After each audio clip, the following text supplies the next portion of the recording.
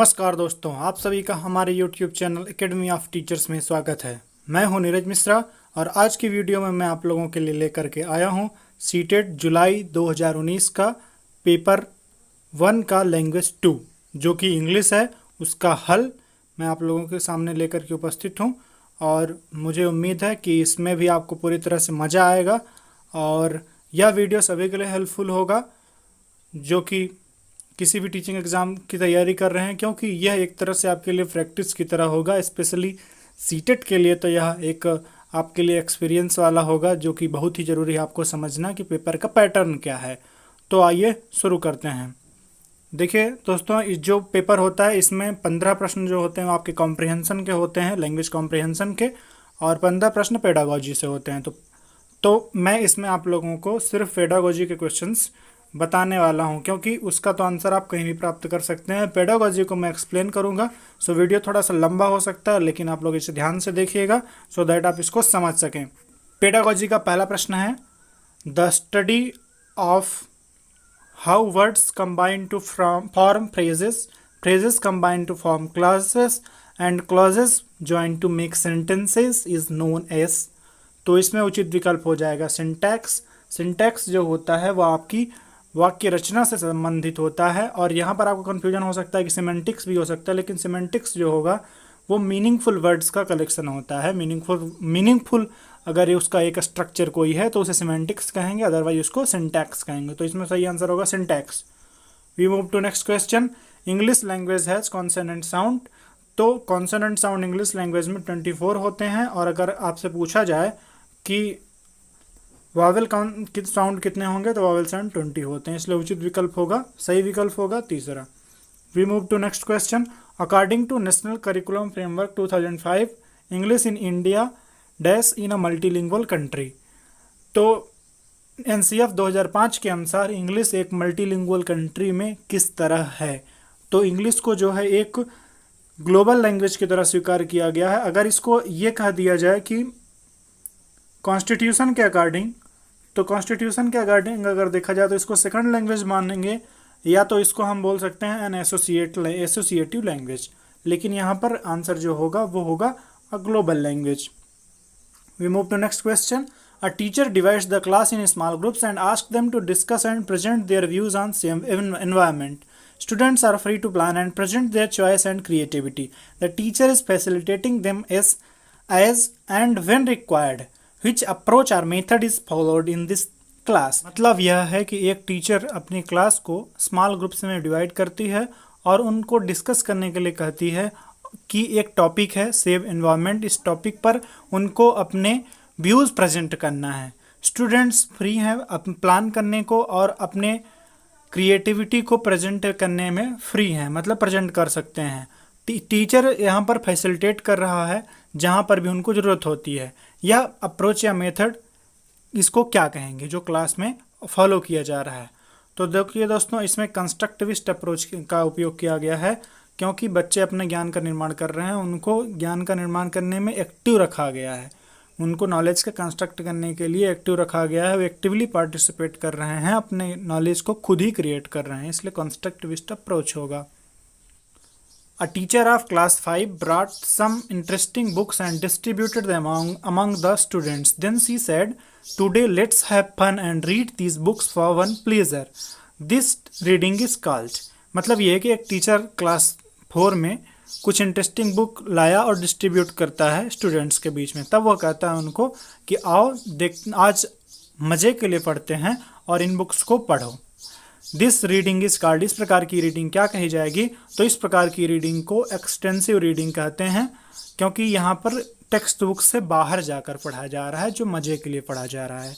अगर यहाँ पर पोस्ट रीडिंग की बात हो तो पोस्ट रीडिंग तब होगा जब क्लासरूम में टीचर ने पढ़ा दिया, उससे रिलेटेड कोई बुक दे दिया, इसको पढ़ो, इससे तुम्हारा नॉलेज और बढ़ेगा, तो वो होगा पोस्ट रीडिंग। इंटेंसिव रीडिंग का मतलब होगा कि उसी टेक्स्ट में ही ध्यानपूर्वक अगर उसको पढ़ा जाए तो इंटेंसिव रीडिंग होगा। एक्सटेंसिव का मतलब टेक्स्ट बुक से बाहर, और प्री रीडिंग का मतलब टेक्स्ट बुक पढ़ाने से पहले जो नॉलेज दिया जाए सो दैट वो उसको कनेक्ट कर सकें। अगला प्रश्न है, अ 2.5-year-old child picks up his sibling's book and looking at the pictures tells a story. The child is, तो इसमें चाइल्ड जो है वो एक इमरजेंट स्टोरी राइटर है, क्योंकि वो स्टोरी राइट करना सीख रहा है, क्योंकि उसको कुछ क्लू मिले हैं, उन्हीं के बेसिस पर एक नई स्टोरी बना रहा है। We move to next question. A teacher of class 3rd finds that some students understand the concept more clearly when she explains them orally. Their learning style is एक टीचर है class 3 में, वो पाता है कि स्टूडेंट्स कॉन्सेप्ट को तब समझते हैं अच्छी तरह से जब वो ओरली उसको एक्सप्लेन करे। इस प्रकार की लर्निंग स्टाइल को क्या कहेंगे? तो इस प्रकार की लर्निंग स्टाइल को ऑडिटरी कहते हैं, क्योंकि वो सुन करके काम कर रहा है। इसको ओरल भी कह सकते थे अगर वो ओरल कहे या ऑडिटरी, तो दोनों का मतलब यही होगा कि सुन करके पढ़ाई हो रही है। अगला प्रश्न है, a teacher asks the student to read the text for information and create their own interpretation beyond the literal level, which sub skill is she practising in the class. मतलब ये है कि एक टीचर स्टूडेंट्स को कहता है एक text को पढ़ने के लिए, सिर्फ इन्फॉर्मेशन के लिए, और अपना इंटरप्रिटेशन लिटरल लेवल पर क्रिएट करने के लिए कहता है कि अब लिटरल लेवल पर, ज़्यादा उसमें डीप नहीं जाना है। Which sub skill is she practising in the class, किस सब स्किल का उपयोग जो है टीचर यहाँ पर कर रहा है। तो यहाँ पर जो है टीचर इन्फेरिंग का उपयोग कर रहा है, क्योंकि वहाँ पर वो सिर्फ लिटरल लेवल पर उपयोग कर रहा है, यहाँ अनुमान लगाना है उसको। प्रेडिक्टिंग का मतलब ये है कि हम पहले से जान लें कि शायद इसमें ये कहानी होगी, लेकिन अगर हम पढ़ करके उसकी मीनिंग निकालने की कोशिश करते हैं, वो होता है इन्फेरिंग, और यहाँ पर समराइजिंग तो हो नहीं रहा है, इसलिए आंसर होगा 2। अगले प्रश्न पर चलते हैं। Story telling and listening to stories play an important role because stories, मतलब ये कि स्टोरी टेलिंग और लिसनिंग स्टोरीज को इनका जो महत्व ये है, इनका बहुत इंपॉर्टेंट रोल होता है। क्यों? क्योंकि विकल्प है use many structures of grammar and help children to learn them. दूसरा विकल्प है present language as a whole, help the teacher to maintain classroom discipline, help to teach and learn new words and difficult word. तो इसमें जो option 3rd है, इसको तो आप बिल्कुल डिस्कार्ड कर दीजिए, हटा दीजिए, क्योंकि इसमें टीचर के हेल्प के लिए कोई जगह नहीं है। यहाँ पर बच्चे को केंद्र में रखकर पढ़ाई की जाती है, इसलिए इसको तो आप हटा दीजिए। हेल्प टू टीच लिखा है, इसलिए इसको भी हटा दीजिए। Use many structures of grammar and help children to learn them, उससे अच्छा यहाँ पर ऑप्शन है present language as a whole, क्योंकि लैंग्वेज को एज अ होल मतलब पूरी तरह से प्रेजेंट करता है, इसलिए ऑप्शन होगा 2। We move to next question. Before starting a new chapter on the honest woodcutter, the teacher started a discussion with the students on honesty. What is the teacher trying to achieve with this activity? मतलब ये है कि नया chapter honest would cutter को पढ़ाने के पहले teacher क्या करता है, एक डिस्कशन करता है ऑनेस्टी पर, स्टूडेंट्स के साथ डिस्कस करता है। What is the teacher trying to achieve with this activity, इस एक्टिविटी के साथ टीचर क्या अचीव करना चाहता है। विकल्प हैं activate students skill, activate students previous knowledge, assess student level of language and its use, activate students attention. तो यहाँ पर प्रीवियस नॉलेज नहीं चेक कर रहा है वो, क्योंकि यहाँ पर इंट्रोडक्टरी क्वेश्चन तो नहीं कर रहा है, वहाँ पर ये डिस्कस कर रहा है। इसका मतलब ये है कि एक्टिवेट स्टूडेंट्स अटेंशन को गेन करना चाहता है, इसलिए वो थोड़ा सा उस पर डिस्कस करता है, इसलिए सही विकल्प होगा 4था। अगले प्रश्न पर चलते हैं। A child got admission to a new school, the teacher was surprised to see that she would speak 4 languages fluently but couldn't speak in English. She is एक चाइल्ड ने जो है नए स्कूल में एडमिशन लिया, टीचर ने पाया कि वो 4 लैंग्वेज बोल सकता है, और वो सरप्राइज्ड होता है इस बात पर, लेकिन वो इंग्लिश नहीं बोल पाता है। वो क्या है? वह क्या है? तो इसमें देखिए वो 4 लैंग्वेज बोल रहा है, 2 से ज़्यादा है, अगर 2 होता तो बाइलिंगुअल होता, यहाँ पर कई हैं इसलिए मल्टीलिंगुअल है। वो मल्टीलिंगुअल है क्योंकि वो कई सारी भाषाएं बोल रहा है, बच्ची बोल रही है। अगला प्रश्न है, a student of class 5 while reading a chapter find some difficult and unfamiliar words and is not able to get the meaning of those word to he should. एक स्टूडेंट है क्लास 5 का, वो पढ़ते समय चैप्टर के कुछ difficult word और unfamiliar words की मीनिंग को नहीं प्राप्त का मतलब नहीं बना पाता है, तो उसे क्या करना चाहिए। विकल्प हैं इग्नोर और skip the word and keep reading, ignore कर देना चाहिए और आगे बढ़ जाना चाहिए। Guess the meaning in content, meaning को गेस करने की कोशिश करनी चाहिए। Ask his classmate every time to help, ask the teacher. तो यहाँ पर देखिए दोस्तों, पढ़ते समय जो है जो गेसिंग का काम किया जाता है, इन्फेरिंग का काम किया जाता है, वो बहुत इंपॉर्टेंट होता है, क्योंकि उससे बच्चा नया नया वर्ड सीखता है, उसको रटना नहीं पड़ता है। इसलिए वहाँ पर उसकी मीनिंग को पाने का प्रयास करना चाहिए। इसलिए guess the meaning in content is right answer, content is right answer. We move to next question. Next question is, a teacher of class 5 wishes to teach a complex language structure from the syllabus. She should, एक class 5 का teacher है, वो चाहता है कि complex language structure को जो syllabus में दिया हुआ है उसको वो पढ़ाए। उसको क्या करना चाहिए? सी शुड विकल्प है not teach the complex structure and divide it, complex structure को नहीं पढ़ाना चाहिए, अवॉइड करना चाहिए, तो ये तो विकल्प नहीं होगा। Focus on listening speaking practice instead of teaching grammar, तो यहाँ पर विकल्प तो खोजा नहीं जा रहा, उसको पढ़ाना ही है। Use a grammar game with a focus on this complex structure, उसको वो ग्रामर गेम का यूज करे इस कॉम्प्लेक्स स्ट्रक्चर को समझाने के लिए। कि asked student to memorise the rule, तो रट्टा तो मारना नहीं है, रोट मेमोराइजेशन को बिल्कुल मना किया गया, इसलिए ऑप्शन सही नहीं होगा।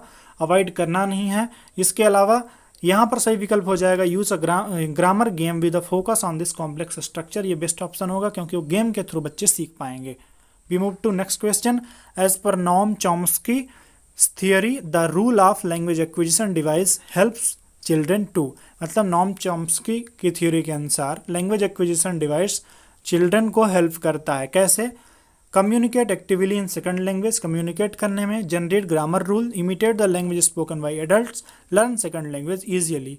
तो देखिए यहाँ पर ऑप्शन हो जाएगा दूसरा। दोस्तों नॉम चॉम्स्की जी ने जनरेटिव ग्रामर का कॉन्सेप्ट दिया था, इसलिए यहाँ पर बच्चा जो होगा वो जनरेट करेगा ग्रामर रूल्स को, ये ऑप्शन सही होगा। We move to next question. Which of the following statement is correct, तो विकल्प है इसमें it is difficult to teach English as they use their first language in every aspect and ignore English, as a teacher you would like to give a list of English word on the very first day, children come to school with a teacher of experience and their mother tongue acts like a resource in English learning English. Last option है children's first language is a hurdle in learning English. तो दोस्तों यहाँ पर जो multilingualism है अपने यहाँ, multilingualism का जो कॉन्सेप्ट है और एनसीएफ 2005 में साफ साफ लिखा गया है कि मदर टंग जो होगी वो हेल्प करेगी बच्चे को नई लैंग्वेज सीखने में। तो यहाँ पर ये ऑप्शन हो जाएगा children come to school with the treasure of experience and their mother tongue acts like a resource in learning English. मतलब ये है कि बच्चे स्कूल में आता है अपने साथ अनुभवों का खजाना लेकर के, और उसकी मदर टंग जो होगी वो इंग्लिश लर्निंग में रिसोर्स की तरह काम करेगी, इसलिए ऑप्शन सही हो जाएगा तीसरा। सो इस तरह से दोस्तों ये पेडागोजी के 15 क्वेश्चन कंप्लीट होते हैं। जो शुरू के 15 प्रश्न हैं कॉम्प्रिहेंशन पर बेस्ड जो हैं, वो पैसेज पर बेस्ड हैं, उसके लिए आपको वीडियो का लिंक डिस्क्रिप्शन में अवेलेबल होगा, आप उसे देख सकते हैं। तो दोस्तों आज के लिए इतना ही, और अगर आपको हमारा वीडियो पसंद आया हो तो इसे लाइक करिए, अगर आपको लगता है कि ये यूज़फुल है तो अपने दोस्तों के साथ भी शेयर करिए, और अगर अभी तक चैनल को सब्सक्राइब नहीं किया तो सब्सक्राइब कर लीजिए, और सब्सक्राइब करने के बाद बेल आइकन प्रेस करना मत भूलिएगा, सो दैट आपको नए नए वीडियोस की अपडेट मिलती रहें। आप हमारे डिफरेंट सोशल मीडिया प्लेटफॉर्म से भी जुड़ सकते हैं। फेसबुक पर जुड़ने के लिए @अटलपथ, ऐसे ही आप टेलीग्राम का लिंक आपको डिस्क्रिप्शन में अवेलेबल होगा, ट्विटर पर भी, और इसी प्रकार से इंस्टाग्राम पर भी आप हमारे साथ जुड़ सकते हैं। Thank you.